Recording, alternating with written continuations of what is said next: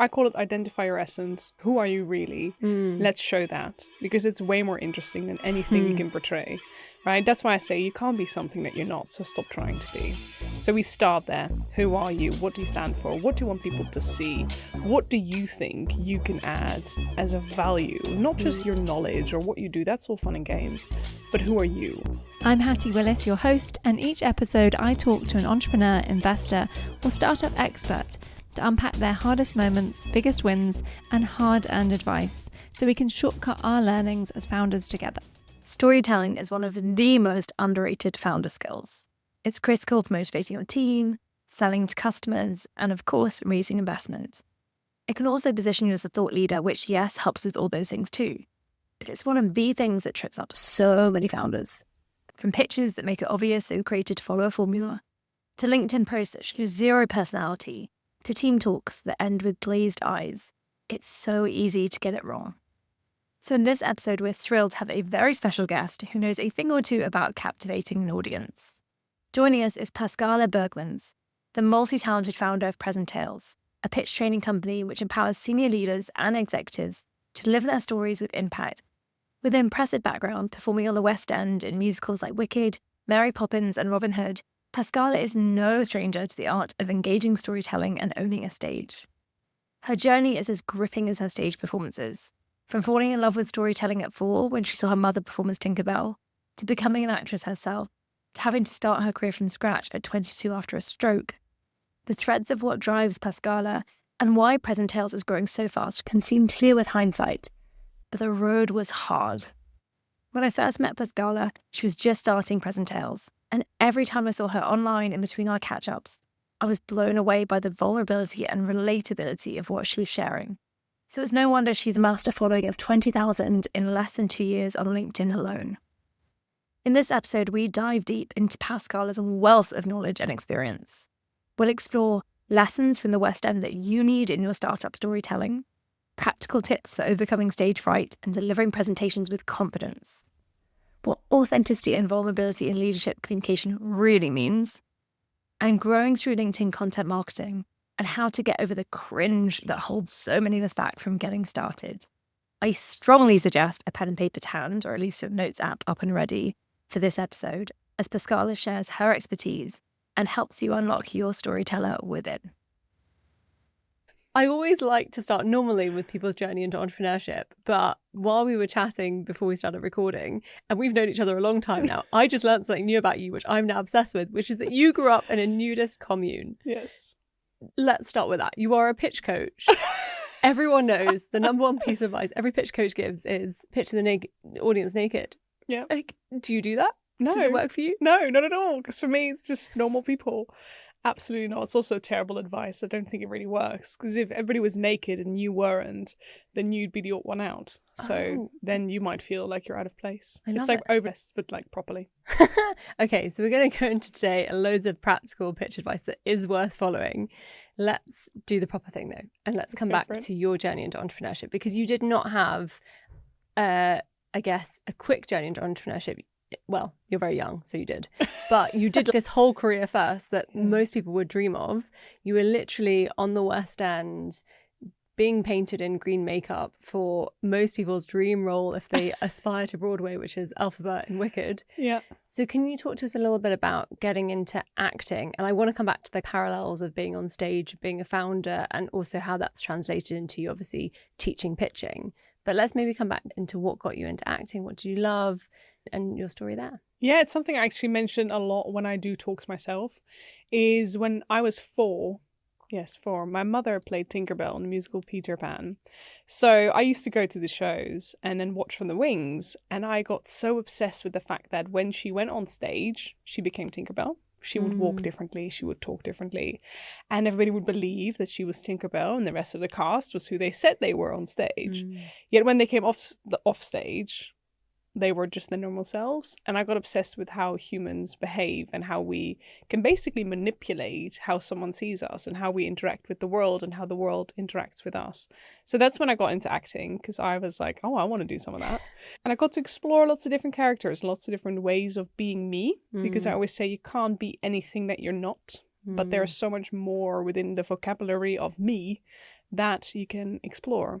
And actually, I think that's, maybe we jump in earlier with you than normal into some of the advice, but I think that is something that's quite striking when I work with founders on presenting, is often I think we feel that we've got to put on this persona. Yeah. And I know, just to be clear, I was never on Broadway, tragically. Mainly because I can't sing toffee or act that well. But, you know, I used to love acting. And one of the things I always found really hard about public speaking versus acting was this idea of being me. If you give me a script and a character, I found it so much easier to be on stage 100%. versus if I'm myself and I'm talking. And that gets easier with practice. How do you find founders approach this? Do they think that when they go on stage, they're going to be someone else? Are they trying to be themselves? What do you advise around that? Because I think it's something actually quite knotty around public speaking. 100%. I actually had it this morning with a client. A lot of people feel that they suddenly need to be more. They need to be more professional. They need to be smarter. They need to come across as the absolute expert in their field. And they put so much pressure on themselves. And I'm like, stop trying to prove yourself. You're already there. So stop trying to be something that you're not and never have been. Just be you, and stop trying to influence what people will think of you, and just start thinking of the value that you're going to bring. I think that's something that surprised me when I first ever got pitch coaching. I thought it would be about the mechanics of delivery, and actually it was basically a mini therapy lesson in Literally. why are you being so weird when you talk about yourself. And it was overcompensation, right? To your point. 100%. I didn't quite feel I was enough to hold the audience's attention. And so I was massively trying to be what I'd seen other people be in their mannerisms, but also in kind of overinflating and obfuscating my own history. Yeah. And then I was so uncomfortable. And luckily the pitch coach I was working with knew me, and he was like, this is really weird. I've known you for years. This is not the Hattie I see in rooms with clients. What's going on? So when you start working with a client, is that a process you kind of go into? Oh, it's the first thing we do. And I call it identify your essence. Who are you really? Let's show that, because it's way more interesting than anything you can portray, right? That's why I say you can't be something that you're not, so stop trying to be. So we start there. Who are you? What do you stand for? What do you want people to see? What do you think you can add as a value? Not just your knowledge or what you do. That's all fun and games. But who are you? Because people buy from people. And people want to connect with people. We don't connect with a product, with a service, with a business. We connect with you first. So you earn their respect, their trust, their heart, however you want to call it, by just being you. But a lot of people don't know what that means. They have no idea. Who am I? Oh, I don't know. Well, I'm at home, I'm a different person than at work. And on stage, I'm a different person than I'm at home. So it's all about figuring out where's that red line that is through your whole being. And I love that you were finding that out by trying on different parts and exploring different parts of yourself. So talk to me a bit about, because I know you do have this big moment that changes everything for you. Talk to me a little bit about the acting journey and what you're getting from it, and then what happens. Yeah, so having a great time. Did a lot of shows in the Netherlands, then moved to the UK, did my master's, ended up on the West End. Basically got to live my dream, which is something I'm very grateful for and worked very hard for. And then I had a stroke. So I wake up one morning, 18th of October, 2018. It's almost like a wedding date. And I wake up and I just don't feel quite well. And turns out I'm having an ischemic stroke on the right side of my brain, which means the left side of my body goes. So my face droops, I can't speak properly, I can't walk properly, it's all gone. So we get into A&E and they tell you, after lots of tests and CT and MRIs, they go, you've had a stroke. And I remember saying, you must be daft, because that's not possible. I was 22 at the time. I said, that's not a thing. And they were like, well, it definitely is. It happens more than you think. And I was like, okay, what do we do now? And they were like, well, your career is over. We can tell you that much. And then you just go into... caring of them. Oh, it wasn't it? It was just so lovely. And then you just go into a lot of rehabilitation. You go into physiotherapy, you go into therapy, you get all of the help, because they try to get you back to semi-normal. But my life was gone, right? I went into this really dark place of depression because I was like, well, who am I? Yeah. My identity had been stripped from me. By having all those characters, I'd figured out who I was, but now I was just left with me, right? And it was a maze of who am I really? Because I've got all these characters and I've got their problems and their values. What are mine? And also so much, I think, of us, and I would love to come back to this with whether it's changed how you've approached becoming a founder, but I definitely I think so much of us becomes wrapped up in our founder identity. The first question we ask people when we meet them is, what do you do? Yeah. It's so intrinsic to how we judge other people and how we judge ourselves. Yeah, and it's a funny thing. I talk about this a lot when, who are you? If you have to introduce yourself, most people go, okay, my name is Pascalle. I'm the founder director of PresenTales, blah, blah, blah. You don't actually talk about who you are. Well, it's just a title. It's just a role that you play. Right, I play the role of the founder. Today, I'm the role in this chair of recording a podcast. So what is that real kernel of self? We all have it, but a lot of us can't ever find it. So when I went through this very dark period in my life, I got to answer that question and I got to figure that out, which looking back was a real gift, but in the moment definitely didn't feel like that. Yeah. So I went into corporate. I was a receptionist. I worked in hotels. I worked in finance. I worked in tech. And eventually I ended up in sales because they were like, you can talk. Let's do that. You're good at that. Because I could portray the role of the salesperson. And I realized that a lot of people were not very good at telling stories. They were just saying what the product was or the service, hoping that they would get a deal. And I was like, oh, no, don't do it like that. This is terrible. This is not even exciting to listen to. And that's when I decided to start my own business. I'd never even considered that. I thought for the rest of my life, I'm going to be in theatre. And if I can't do that, I'm going to be a teacher. That's what I'm going to do. I'm going to teach musical theatre to children. So when my husband said, you should try and start your own business, I was like, what? Me? Little old me, who is only good at musical theatre and talking, because that's what my idea of self was. Yeah. I could never start a business. But then I went into Google and I was like, how to start a business? And now I'm called a founder.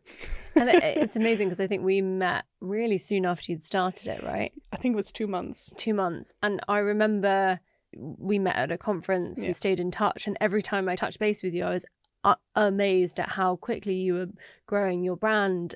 And I think one of the things I want to talk about is this personal founder brand, because you've done incredibly founder-led sales. You've built a big following on LinkedIn at huge pace. Yeah. And that has driven the growth of the business. It's my whole business. Yeah. But before last week, I didn't have a website. Got a website now? That's exciting. I have a website. I have to add it in the show notes. I know. Wouldn't have even have asked you for it. And so I want to chat a bit about personal brand. Then we'll come back to some really practical pitch tips, because I know those listening will want to get into those as well. But I think personal founder brand, and for me, it maybe comes back to this feeling of not quite knowing what's worth portraying maybe about themselves, feeling like there's a need to front. Everything's going great, I'm nailing it. And also just feeling the cringe factor of putting yourself out there. What had you learned from being on stage that made that easier, harder? Was it nothing like being on stage? Tell me about the journey. No, not at all. Because when you are on stage, you get to hide behind the character. You don't really have to speak to your own feelings. You can use them to express yourself. Now I had to do it with just me, little old Pascalle from a small town in Roosendaal in the Netherlands. And I was like, how does this work? Because I never really used social media either. And social media is such a highlight reel. We only show things when they're going great. Yeah. And I had a real problem with that, because when I started out on social media, I saw all these people, founders, solopreneurs, they were doing so great. And I felt terrible. And I was like, it can't be that they're 12 months in and they're making like $1 million a year. So I decided to show my journey honestly. And having done that now for the past 18 months, or almost 2 years now, gosh, I have seen that by showing that transparency, people appreciate it hugely. Because I started off by just sharing some tips. I was like, look how smart I am. Because that's what I wanted to show, right? I was like, I want people to come to me for advice on public speaking. Yeah. And I'm going to do that by showing them how much I know about it. That's a terrible idea. Because people don't buy products, right? So I was like, oh, this isn't working. I'm just going to share a little bit of my story, you know, having been an actress, having gone through a stroke and blah, blah, blah. And I started gaining huge traction. And I was like, are you guys just all sadists? Do you just want to hear terrible stories that happened to people? Turns out humans are sadists. We love it when there's conflict. Yeah. Watch a movie, watch any Disney movie. There's always going to be conflict. But it's conflict plus transformation that makes people go, So it is showing that you went through something hard and then showing what you got out of that. And that's how I then learned how to build my personal brand. By sometimes I share my personal journey, and it's up to you how much of that you want to show. But I'm a big advocate for saying the more you show of yourself that you're comfortable with, the better, because people can relate to you. And actually, one of our other guests, Rita, was trying to teach me about TikTok. I'm not sure she succeeded, but I'm trying. But one of the things she said to me that feels like it really marries with what you're saying is you can either entertain, you can educate, or you can relate. But if you're going to entertain or educate, you also have to relate. So basically, you have to find that connection point. Always.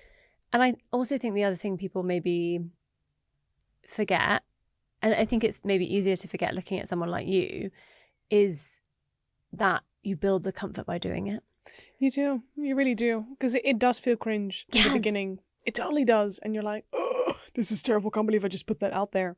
But then you see the reactions that come from it. And not just the vanity metrics of, oh my God, I went viral, whatever that is. But it is the support. Like, for example, me and my husband had a miscarriage a few times, and I've shared about that on LinkedIn, and people say, I can't believe you posted that. And I said, well, I'm very alone. Being a founder is very lonely. Yes, I've got great friends, right? We're sitting here right now, but you don't always have the means to reach out to them. So putting it out into the wild ocean that is LinkedIn or social media, I got so much support, so many people sharing their stories. People send me gifts. Someone planted 2 trees for us in this forest, and I obviously bawled my eyes out, but it was also very much, wow, I'm feeling so seen. So by sharing that, I thought I was putting out, I'm weak. But they all thought I was so strong. And I actually got clients through sharing personal stories like that. So I would highly recommend sharing what's going on in your life. And I think what's also maybe glaring about it, watching how people interact with your posts, but also having spoken to you about things like running retreats or building a business, is that what it allows you to do, or seems to have allowed you to do, is not just build a kind of big following and turn that into clients, but also build a following of clients who are very values aligned. So people you'll actually enjoy working with, people who it's not just a one and done, here's your session. It's a relationship that continues in all of the comments. And I think this is one thing I think founder-led sales can be so powerful for, is building community. If you can lead with that vulnerability, then others start to match it and respond. 100%. And you get more honest conversations, more real conversations. And I'm on a real sort of quest. You know, we ride at dawn because I want more of that vulnerability in the world. And there's certain topics that people are very secretive about. Money is one of them. But how you get to be successful is a huge topic that people don't really share. We see the 0 to 100. We don't see numbers 1 to 99 in between. We don't see that. That's stuff I want to talk about. I want to hear about that. Because as soon as I started sharing it, the more I heard how many people were struggling with these things. And I was like, we're all not that different. We're all the same. But let's battle through it together instead of trying to do it alone. So you're right. You create this, I call it a tribe of people that value you for you. You can help them, they help you, and it becomes this family almost that you build. So I think for sure it helps for sales and everything, but it also just helps for you to feel less pressure overall. And as you say, it's that getting through that first cringe, that pressure. Oh God, yeah. You ran a brilliant course on how to start creating video for LinkedIn that I joined, which was really helpful for me when I was back in it, feeling that cringe and trying to do it, and I cheat and sometimes use the podcast instead of making the direct camera ones, which I should get back into, and this podcast will remind me to watch this space. But for founders who are thinking, okay, I kind of buy that I need to start posting on LinkedIn with some personal brand stuff or stuff around the company, but I'm not sure how to get started. What are some practical tips on what you do and don't need to worry about? Founders tie themselves in knots over this. Yeah, again, it's whole you're almost trying to control what other people think of you. You can't do that. Okay, so let's just post stuff that you feel good about. You need to post stuff that you are 100% behind. Instead of looking at what other people are saying or how they're posting, don't do that to yourself. Just go with, this is how I truly feel about X, Y, and Z topic. I'm going to talk about that. Don't worry about the stats. For the beginning, especially the first 3 to 6 months, do not worry about the stats. Just worry about putting value out there. Not just look how good I am, but hey, this is something I'm struggling through. So what I did, I wrote down like key live events, and I just started talking around those and relating them back to public speaking. And you can do this with any topic. You can share something that you went through, relate it back to your specific topic, and that makes people go, okay, it's not just a sob story, because it's not Facebook, right? That's what people say, especially for LinkedIn. It's not just a sob story. It's not, oh, look how pathetic I am, feel sorry for me. No, it's, hey, I went through this conflict. Yeah. And here's how I went through that, what I did to get to where I am now, transformation. And that gets people hooked, and it makes people feel seen, and you'll start having those conversations. So I would say, don't worry about the metrics. Don't worry about what anybody else is doing, but post using your own values and your own ideas. And I love that point as well of finding the things that you're passionate about, finding the things that you're happy to rant about. Yeah. I think this is a really good way in when you find something that you feel particularly emotive about. Okay, that's probably a great topic. And it doesn't just have to be about business. I know LinkedIn is a professional platform, but you decide what professional is. Especially if you're the founder, you get to decide what that looks like. So stop just talking about business. Just start talking about you.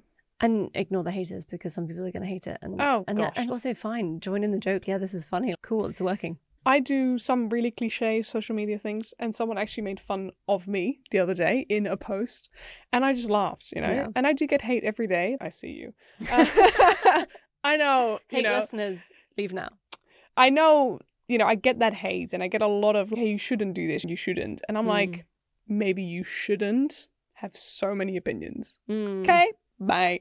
You can't please everyone. Yeah. It's just not possible. So I think having a career in musical theatre really helped me with that, because you get people saying the weirdest stuff to you where you're like, okay.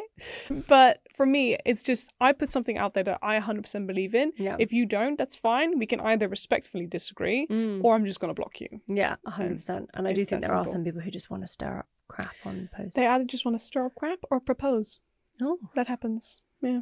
It's not happened to me. It's very strange. Oh. Why are people not proposing to you? Exactly. Come on, what's going on? It happens. It's the Please don't weirdest propose thing. for us. I don't want to lead anyone on. I love the idea that everyone's listening now wants to propose to me. It's My like, ego is so high. Sorry. Yeah. Oh, tragic.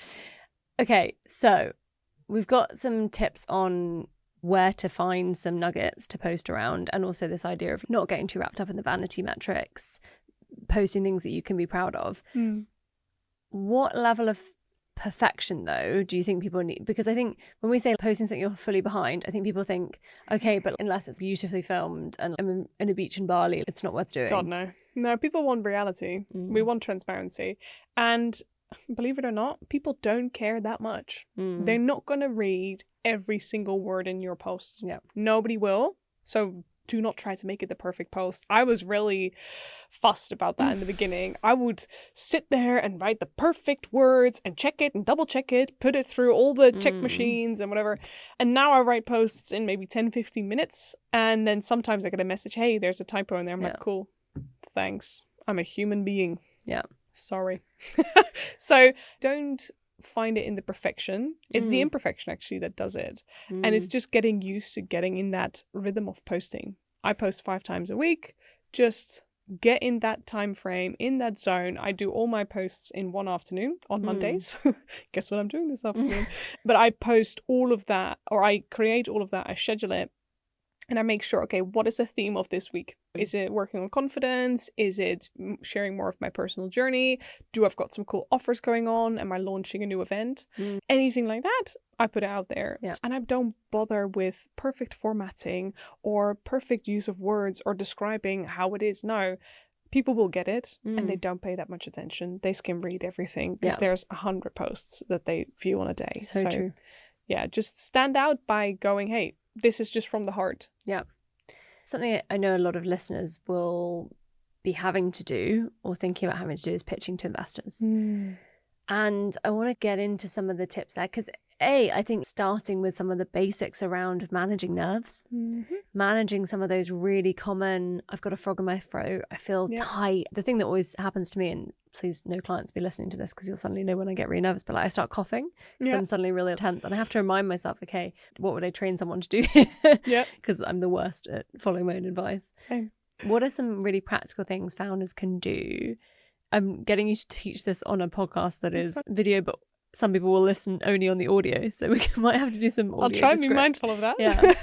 And otherwise, just look at your phone. Okay, so in terms of nerves, there's this big problem around nerves that I see with people who come to me. Please get rid of my nerves. Mm-hmm. And I say, that's not the right question. Mm. It's about how do you deal with them. Yeah. It's not about getting rid of them, because they're there for a good reason. Nerves are mainly a lot of adrenaline that's just built up in your body. So go run around the block, okay? Some star jumps, and you're already feeling 50% less anxious. So that's one. Two is your breathing, right? So your diaphragm is linked to your parasympathetic nervous system, which means if we can control that, we can control what goes on in our brains. Now, a lot of people, when they get nervous, they breathe very high in the chest, because they get a little bit anxious and, the belly doesn't feel too great, so they start breathing up really high. What that does, you're completely neglecting your diaphragm. So what you want to do, you want to put a hand on your belly, breathe in deeply into that, and then really push that belly button forward, because that activates that diaphragm. Yeah, so we use that muscle, just like babies breathe like this. And I still think maybe it's just me, but I grew up being told, breathe in meant suck your stomach in. Yeah. And so it took me a really long time when I was trying to learn to breathe for this stuff, that actually when you breathe in, you should be ballooning. And I think that's particularly something that women have been trained not to do. I'm still always thinking, I want to look my best on stage. Look skinny. Which is so much internalized. Yeah. Shit Stop there. that. Yeah. Just today. Okay, anybody listening, stop it. Yeah, agreed. It's so destructive. But I think one of the things that really helps me is to think actually ballooning is what looks good here. And so when you're breathing in, you should be literally inflating. Yeah. And especially women, but men have it too, because they often wear very tight suits and they don't want it to hurt. Yeah. So just let that belly go. Get a bigger suit, get a bigger dress, get a bigger jumpsuit, whatever you wear. Get something comfortable, because the way we breathe, that is the only right way to breathe. Breathing up in your chest is for your panic reaction. It actually gets your amygdala going, which means your fight or flight gets activated. Yeah, I learned this recently. Right? It's a real thing that happens, because when people look at you, your animalistic brain basically goes, they're predators, they're going to eat me. That's what happens in your brain. Yeah. But we can combat that by calming that nervous system down. It's still there because long time ago, you and I would be walking on the savannah or something, and there would be a dinosaur or whatever. There would be a cheetah or a tiger. I don't even know. I've got my time frames totally wrong, I'm sure. It used to be a survival mechanism. Yeah. Public speaking is not a life-threatening situation. Let's make that really clear. Yeah. So stop treating it like one. All you need to do is jumping jacks. Yeah. And when you go on stage, just breathe into that belly. Don't worry that anybody's going to think, oh, she's fat. Because that's their problem, not yours. Okay, we live in a world where this is luckily slowly changing, but wear something comfortable. Breathing to that belly. Stop doing yourself a disfavor. As we said before this recording, I'm almost exclusively buying things with elasticated waist now. Exactly. Like, my belly is curly. It's nice and out there. And I do think the part of being comfortable on stage is actually being comfortable, like on stage physically. Exactly. Like, don't wear shoes that hurt. Oh yes, it's stuff like that. Don't wear shoes that hurt, clothes that are tight, hair that doesn't feel quite right, makeup that isn't yours. Don't do any of those things. Oh yeah. Every so often I go to events which have makeup artists, which is always so exciting. And every so often I make the mistake of letting them be like, oh, can I do something a bit wild? And I'm like, yeah, fun. And then I'm like, I don't look like myself and I hate it. Yeah. And that's fun for a Friday night out, but not fun when you're about to stand on stage and try and be yourself. Exactly. And I think it's so important to stay true to that, because when I go on stage, I wear quite ridiculous outfits. Oh my God. For anyone listening, so they're not ridiculous, they're amazing. Think purple sequin jumpsuit. Yes. It's amazing. Stuff like that. The stuff of dreams. Yeah, the stuff of dreams for me, for sure. Little me would be I feel like you're still in your costume department. I mean, basically, you should see my This closet. is the woman who, when cast as Elphaba, did insist on trying on Glinda, the Good Witch. For anyone who doesn't know Wicked, go watch it. Her dress, which is like a giant really big ball gown. Yeah. I love this. Yeah, it was crazy. I love that you're still bringing that on stage. I do, because it's me. Yeah. It's part of who I am. I am a little bit outrageous. I'm a tall, 6'8". What? How much am I? 6'8". No, not 6'8". I've got my numbers totally wrong. What am I? 5'8"? 5'8". Something like that. I'm 175 centimeters centimeters. Okay, I'm from the Netherlands. We don't do things in to foot. help you, but I think I'm 161. I don't know what that means. So I'm a little bit taller than you. You're definitely taller. Everyone's taller than you, Pascalle. No, I'm like 175. Okay, Okay. 5'8", I think is what it says on my passport. When I meet people in real life, unanimously the conversations, I thought you were taller than that. No, I really am. So I'm quite tall. Yeah. I'm also not. I'm not super skinny, right? So I'm feminine. Let's call it that. I've got. We're gonna open up a can of worms here, Pascalle. No more proposals, okay? If anybody's listening to this, don't send me any proposals. So when I walk into a room, something walks into the room. You can see me very clearly. And I laugh loud, I talk loud, I do everything big. Yeah. And I've always loved outrageous outfits. I live for that stuff. I've got a pink suit, like full of diamonds and stuff like that, because that's part of who I am. It's not a thing to hide behind, which some people think, but for me it's just, no, this is who I am. I'm gonna rock up like this. It's not, oh, you're not dressed for the occasion. I am the occasion, darling. I want to walk into a room if people go, oh my god, you dare to wear that. And I'm like, yes, because I feel comfortable in this. I feel powerful in this. And I wish more people did that. I wish more people go, oh my god, that's a really cool dress or a really cool outfit. I'm just gonna wear it. Yeah. Because you're not going to get people hating on you. You're going to get the love. I also have this really strong theory. I've got very into dopamine dressing, like bright colours. Yes. And I've got this big theory that everyone is nicer to you when you're wearing brightly colours. 100%. Like, I just think, very anecdotal, but people very quickly go, oh, that's such a nice colour. Right. But then also I just think they're nicer to you in general. Anyway, I've totally derailed us. It's okay. Onto outfits. It's okay. So anyone who's not a wardrobe person, come back. We're back now. Don't leave us. We're back on track. Okay, so tip number 1, breathing. Yeah. To regulate that fight or flight. Some jumping jacks if you can. Anything else that people should be doing before they, even if it's not a stage, like if you're going into a room with investors, if you're going to a coffee with investors and it's triggering that, oh my god, I'm groggy. Yeah. What else should people do? I'm a big believer in visualization. So literally putting yourself into that room and imagining what's this going to be like and what's it going to be like when it goes wrong. Because the thing is, people will say, no, don't think about that, because your body needs to learn how to respond to it. You cannot really rehearse these things for the moment. So how can you rehearse what you're going to do when things go wrong? Is by making it go wrong. Make it go wrong for yourself in your mind. And then go, okay, what's happening to my body? I get really nervous. I can't breathe. And then practice. Because it's all a muscle. So use that muscle, train that muscle. Yeah, you're not going to go and be a bodybuilder on day 1 of going to the gym. You have to practice. It's the same with this. So obviously it's like the normal stuff, like prepare and rehearse, all that stuff, of course. And I think everybody knows that's what you need to do. But one of the biggest ones is put yourself in that terrible situation where it goes wrong, expect it, learn how to deal with that moment. I want to come back to how you prepare and rehearse, actually, because I think that's quite a big thing that people don't realise there's different approaches that may or may not work for them. Yeah. But before that, you gave me the perfect segue to the story I told you I want you to tell. I'm so sorry. Everyone listening is about to hear the story and be like, how does this kind of mean how much you want her to tell it? Nearly wet myself hearing this story, which is a perfect segue to the story. So framing, importantly for the audience. I think often we think, well, what's the worst that could happen? Is a helpful thing to think. Sometimes the worst literally does happen, and that only gives you good stories to tell on podcasts. Without further ado, Pascalle, the story. The story. Okay, so I was doing a little show called The Wild Party, and something happened in the show. Very wild. It was very wild because we had a quick change and my co-star's shirt got stuck, which made his head look really funny. And I looked right in his face and I just couldn't stop laughing. Now, that is not the worst part. Like, I was laughing and I was trying to get away with it on stage. And then I laughed so hard. This is like mid-scene. Mid-scene. You're not behind. Just because anyone being like, they went off stage. I'm like center stage. In a bed? In a bed. Yeah. In a grey satin bathrobe thingy, which you can see everything on grey satin. And then I wet myself. So I just let go. It was right before intermission. I really needed to pee and I just couldn't stop laughing. We've all been there, right? So not on stage. Well, it happened to me. I love on this stage. I'm what a bully in the corner. No, it's so because it's embarrassing how many people know about this story as well. And then obviously that moment happens. I feel it go down my legs and I'm like, what do I do? The worst part is that my co-star says, you're peeing! And I went, dude, your mic is on. And then the whole audience just went, what?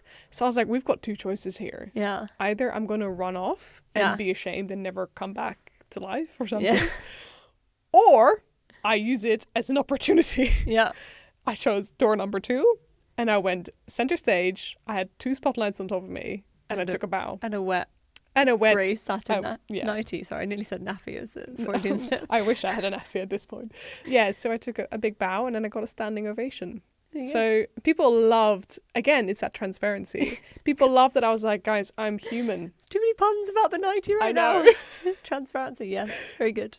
So yeah, and then I went off stage, I got dried off, got a new nightie on, and we resumed the show. And nobody minded, like afterwards, everybody was like, I love that you just took a bow. They were like, oh, you're so brave. I was like, it has nothing to do with bravery.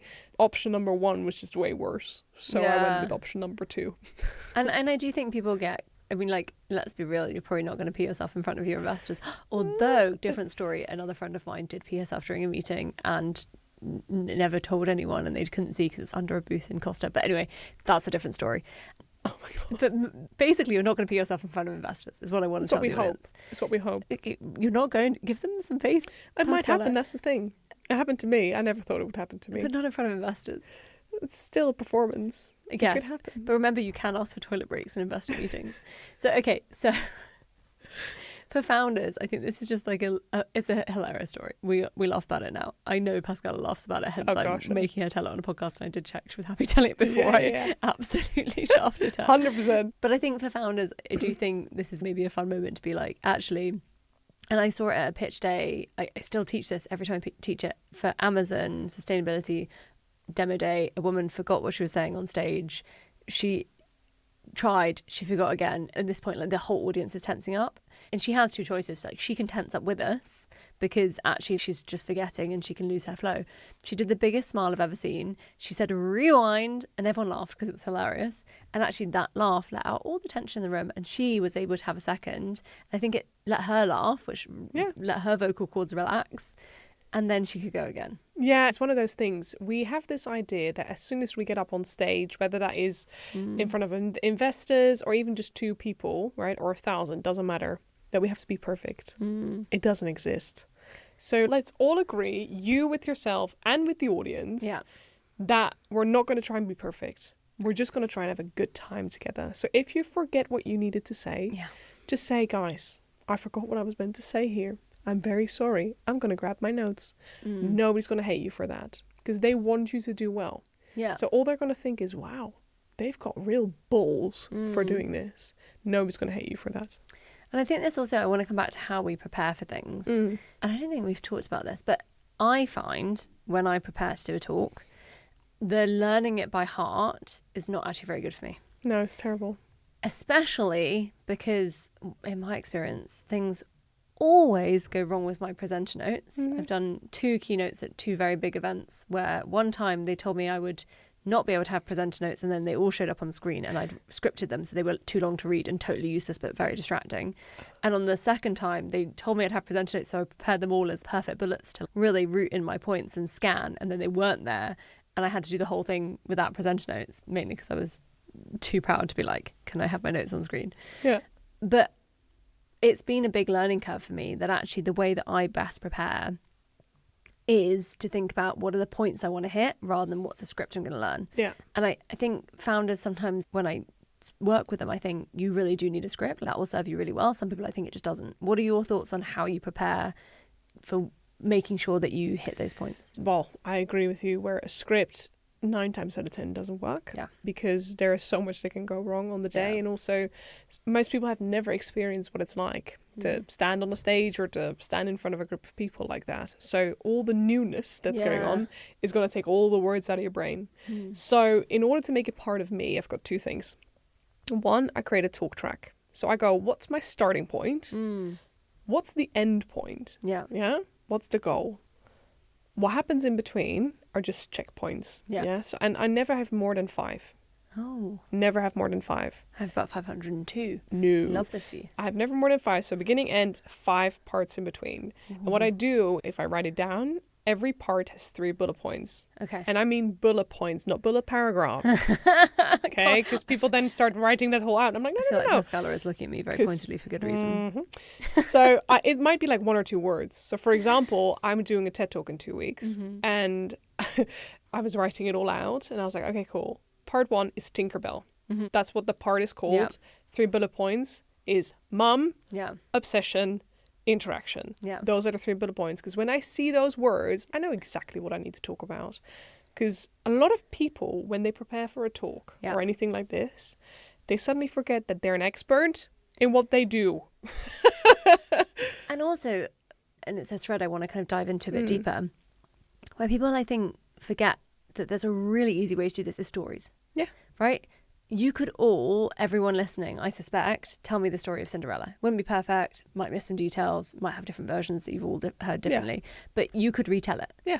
And actually, when you're telling a story, particularly one about your own life, you can probably tell it quite quickly, especially when you've practiced a few times. You'll know where do people laugh, what are the bits you miss them at, where do you get the like tumbleweed. And so you can tell that story with a point. And I think people forget that not only do stories help the audience listen and remember, but they're such a good prep tool because actually you will remember and you can tell it. And then you get this beautiful fluidness because actually you're being natural. Yeah, you're just telling a story. Yeah. And retelling something, we relive it with you, right? People talk about storytelling all the time. It's such a hype right now. Nobody actually talks about what it is or how it works. And I call it story reliving. Because it's all about creating a different world for people that they can join you in instead of, okay, now I've got the perfect story, A, B, C, all the way through to Z. No, it doesn't work like that. It's about what is the feeling that we want to create? And again, conflict transformation. That's a constant thing you need to be aware of. What was the hard part? How do we solve it? What was the hard part? How do we solve it? If you keep going through that, you can't go wrong because that's how we like to be entertained. Yeah. So that's part 1 of how I prepare, I guess, or how I remember my talks. Part 2 is how you get in your memory. So once I know my talking points and the parts that I want to talk about, I then get all my clothes out of my closet and I start folding. And as I fold, I say my track. Yeah, so I go through the track. No slides, nothing. Because, like you say, 9 times out of 10, your slides, your speaker notes, it's not going to be there. And you need to be prepared for every situation.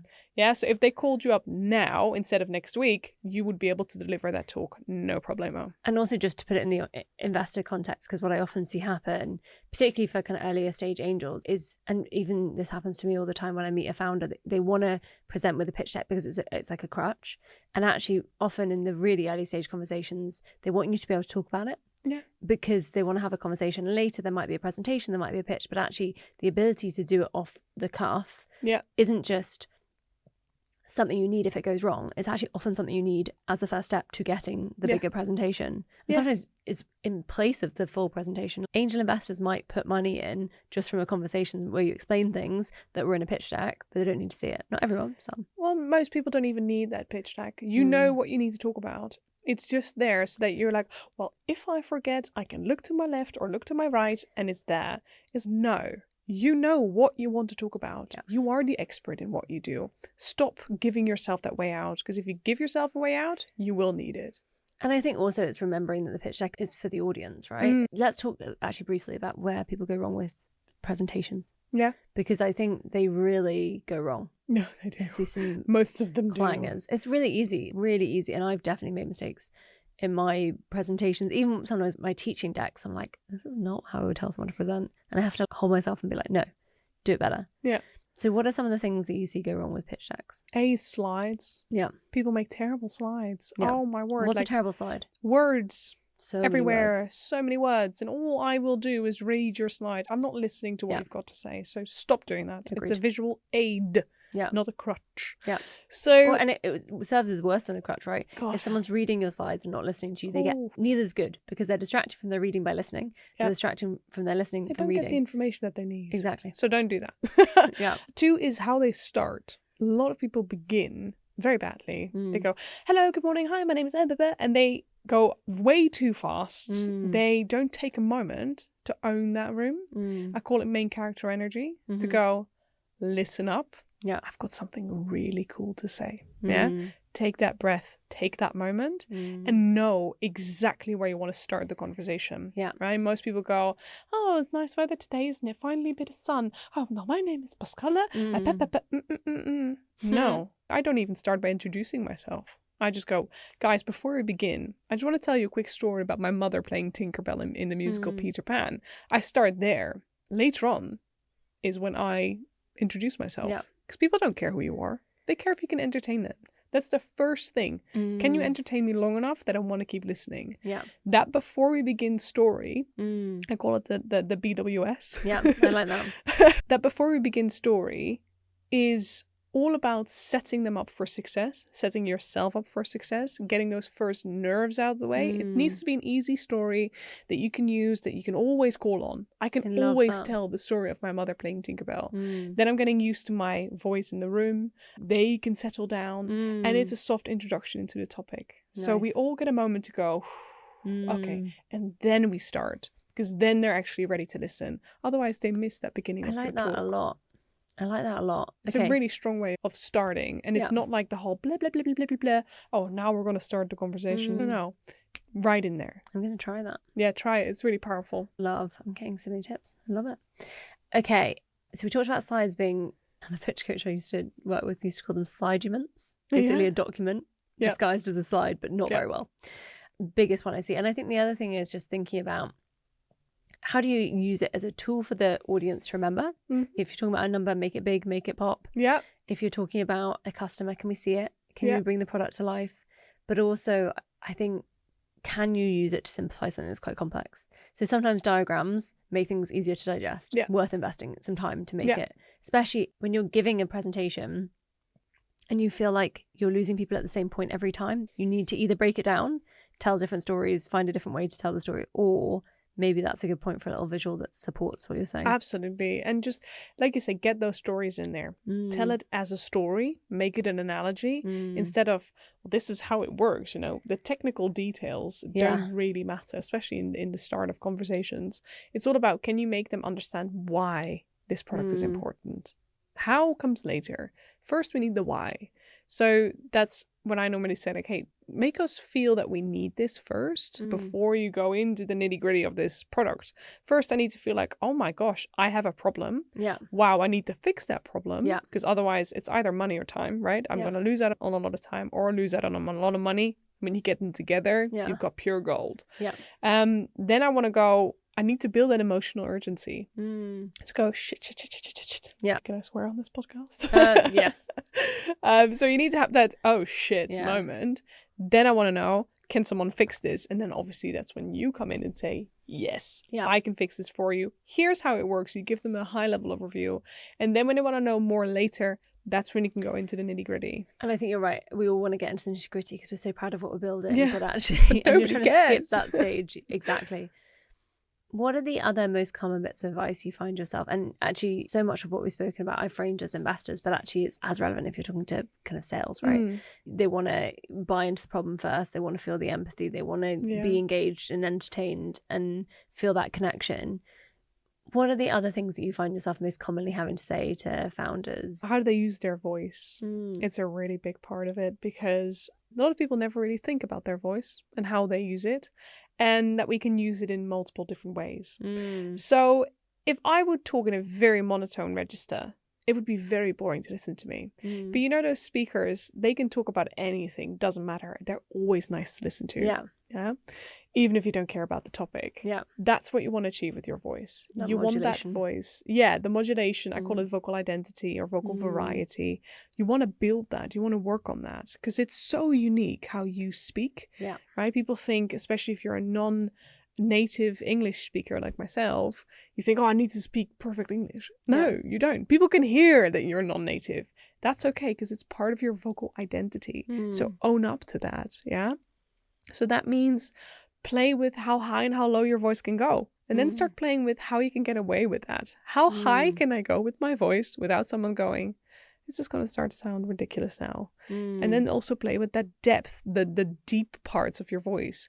When I say something really serious, I might go all the way down there. But then when I get really excited, I might go all the way up there. Right? There's a big range between there. And we normally don't really use that. And people go, when I make them do these exercises to go really high, really low, they say, no, that's not my natural voice. And I go, that doesn't exist. Your natural voice is not a real thing. It's something that you lost when you were a child, when you were still playing and running around. Now we get into a phase where, you know, when you get older, you need to be professional and you need to not be too loud, not be too much. Don't be any of those things and you become very grey and very boring. Don't do that to yourself, because I try to use a big range of my voice. I try to also enjoy the way that I speak. So really tasting the words. And when a word feels really nice, I might elongate it because it feels nice. So really going through the motions. There are so many muscles in our throat, in our mouth, that we can use to help us become a more exciting person to listen to. Why wouldn't you use it? They're muscles. They can be trained. So work on them. I love that. And I do think this is also ties into what I see with founders becoming aware of your nervous tics, right? So I often hear founders go up a register, as well as, to your point earlier, speeding up. It's like a terrible combo, but I often hear it. And I think actually forcing yourself to change your vocal tone can remind you to slow down. 100%. Or just focusing on how you pronounce words. You don't have to then suddenly enunciate a lot clearer, but just if you focus on how do I actually speak, instantly makes you slow down because you're so much more aware of your teeth, of your tongue, of your lips, of your everything. So it's something I advise people to do. Just focus on your words, not what you say, but literally how your mouth is making the words. And then people slow down a lot more. Love that. Any other practical tips that you think all founders need to hear? I think your non-verbals and your verbals need to align.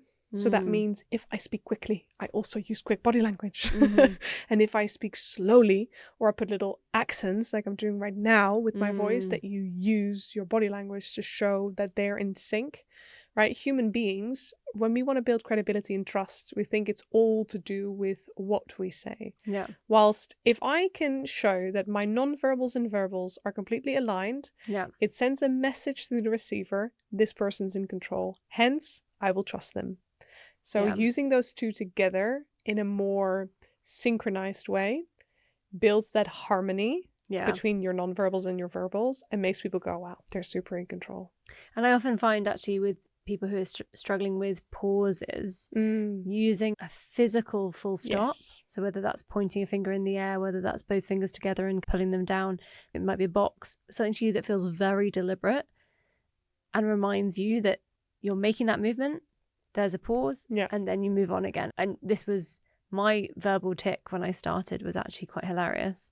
I did my first ever workshop for a big client who, it was not low stakes.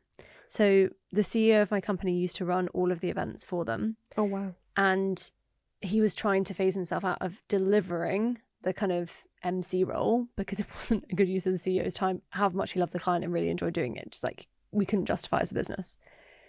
And they had already had another speaker come in who they didn't love. And so they said, look, we'll try Hattie, but if she doesn't work, you, the CEO, have to keep doing it. Oh, God. Which he told me before I delivered the workshop. So I was like, cool. I can do this. Or actually, awesome. And so I went and did the talk. And I was so nervous they wouldn't like it. And so nervous they wouldn't find me credible that every time I got to the end of a sentence, I said the word awesome. Oh, no. Yeah. And so my CEO came up to me, and actually the client came up at the end and said, Hattie, that was awesome. And I was like, yeah, I nailed it.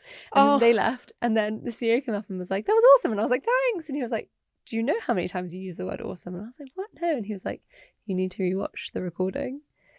You still did a great job, but you did say awesome at the end of every single sentence. And I made it through not even 2 minutes of the recording before I was disgusted by myself. Yep. And luckily the client liked me enough in what I was saying between the awesomes that I kept working for them. But actually I think what I often see is we have these, it's often or in my case something even more explicit, like love this. Yeah, it's like a stop word. Between every sentence, please love me. Next sentence. Yeah. Yeah, no, it happens. They're called stop words. A lot of people think filler words are just ums and ahs or buts and likes, but it can be anything. Or you know. Or K. I hear K Oh, a lot recently, and I'm like, why are you doing that? Why are you saying K constantly? Are you waiting for someone to reply? Because they're not going to. So it's important to become aware of these. So recording yourself, and there's 3 ways of watching yourself back. You record yourself, and then you watch it back with just sound only. Yeah. So don't look at yourself, just listen to your voice. And that's when people realize, shit, I'm actually a lot more monotone than I thought. Interesting. Second is just watch it with your screen. So just look at yourself. So if you go, oh my God, I'm just flapping about like some aimless bird, you might have a problem. So you might need to work on that. And then the third is by transcribing it. Transcribe it and go, oh my gosh, there's so many ums and likes and buts. And every time you see them, give them a different color. So you can see, oh, it's full of yellow. It's full of likes on my yellow. So I'm like, oh, yellow everywhere. So that's how you can figure out how bad or good you did. And then there's something to do with style there as well. We all say filler words. Yeah. There are people who are great speakers who use filler words all the time, but it's when you use them and how you use them, because you need them to still come across as a human being. Yeah. But you want to make sure that you are clear enough in what you do and that you don't do it after every sentence. Awesome.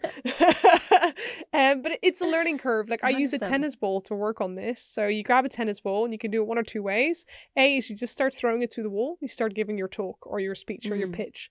And every time you say a filler word, you stop it and you go again. Yeah. Not from the beginning, just stop. From where you were. Make yourself comfortable or make yourself aware of what you just did and go on. The other way is that you just hold the ball and every time you say a filler word, you throw it and you get it back. It depends on how you work. And for those of us that live in flats and want our neighbours to not hate us. But go to a park or something. Go somewhere else. Find the neighbour you hate and just throw it against just throw it against their wall or against the floor or something. Or you can do it from hand to hand. That works as well. And what you see is that as soon as people hold the tennis ball, they're already so much more aware. The awareness is there. Because that's what it is. It's purely an awareness thing. People, like filler words, they creep up on us without thinking about it. So it's an awareness piece. So if you put your filler words into a physical form like a tennis ball, suddenly you're like, oh, I don't have to say any filler words, and you're absolutely fine. So it helps with that awareness piece. And we actually use a tool for editing this called Descript, which will use AI to find all your filler words. And it's fascinating, particularly editing for me. I don't do it anymore because time. But when I was doing it, it was such a good learning curve because I would see, oh, this month my filler word seems to be like, this month it's you know, right? Yeah. And I would get annoyed by myself and then I'd be much more aware of it. Yeah. We have somehow nearly come to the end of the podcast, but there's been so much advice, so we've crammed a lot in. I want to end with 2 final questions I ask every guest. Yeah. One is, what is your proudest moment as a founder? It's a good question. I think one of them is definitely taking my mum to Italy to check out retreat locations. That was amazing. It was so much fun. Another is just the community that we've built, not just from a client's perspective. I love all my clients, please love me. But just the amount of people I've been able to help through either just sharing some of my own journey, whether that was about public speaking or not, but people who have literally said, hey, you've inspired me to either take the jump, or I'm going to give a talk, or someone messaged me the other day, I'm going to try again to have a baby. And I was like, wow, it's beautiful to see the impact that you can have. So the community that I've built, I think, is the thing I'm proudest of the most. I love that.